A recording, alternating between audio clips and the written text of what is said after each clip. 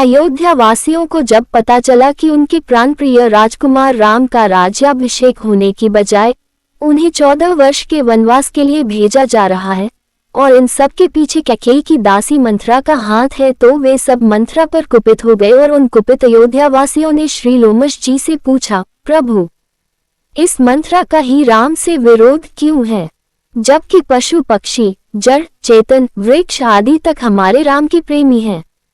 यह मंथरा जन्मांतर में प्रहलाद की पौत्री तथा विरोचन की पुत्री थी।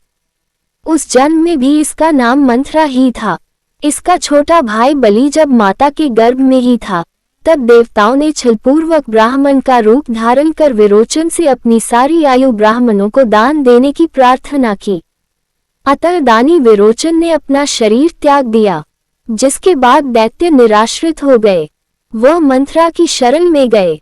मंथरा ने उनको रक्षा का आश्वासन दिया, जिससे उत्साहित होकर शंबर, मय, बाण आदि दैत्य युद्ध के लिए निकले, पर वे देवताओं से हार गए। तब मंथरा देवताओं पर भयंकर क्रोधित हुई और क्रुद्ध होकर उसने नागपाश के द्वारा समस्त देवताओं को बांध लिया। नारद जी ने देवताओं के ऊपर आई इस विपत्ति को वैकुंठ स्थित भगवान नारायण के समस्त निवेदित की। भगवान विष्णु ने इंद्र को अमोघ शक्ति दी, जिससे इंद्र ने न केवल नागपाश के बंधन को काटा, बल्कि उसी शक्ति से इंद्र ने मंथरा को मारकर बेहोश कर दिया। उस दिव्य शक्ति के प्रभाव से मंथरा का शरीर अपंग हो गया, वह कुब्जा सी हो गई।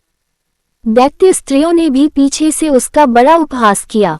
मृत्यु के बाद अगले जन्म में वह उसी रूप में कश्मीर क्षेत्र में उत्पन्न हुई और भगवान विष्णु से प्रतिशोध लेने के लिए कैकेयी की दासी बनकर उसने रामराज्य की स्थापना में विघ्न डाला, जिसकी वजह से वह सारे संसार में अपयश की भागी हुई।